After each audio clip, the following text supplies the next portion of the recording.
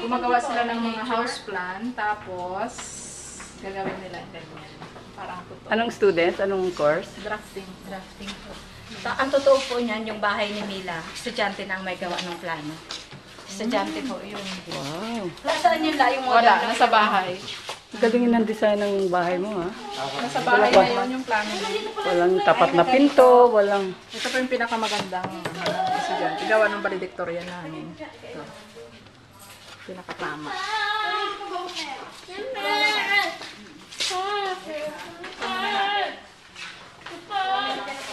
Ang dito ang table ko. Naka-aircon dito.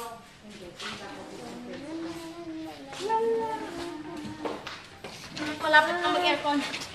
Nasaan ang table mo? Yan. Ito po. Ito yung picture namin nung JSO. Sama ng aming principal. Ayan. Ito po, principal. Ito po ang aming Superintendent ng Occidental Mindoro. Ayan po. Sino yung kasama mo yun? Si Daisy. Saan po? Parang bago yung print yan ah. Hindi ko alam yan. Kalalagay siguro yan. Nilagay niya siguro nitong wala ako. Nilagay niya nga. Nitong wala ako. Kita mo yan. Naikamukha to ni baby doon sa ano. Ito man.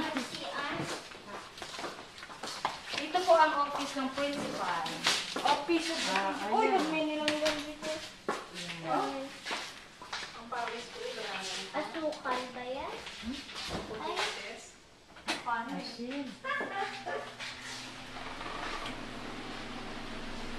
Ayan po. Awardee. Buksan na ito. Daming awards, ha? Ano po?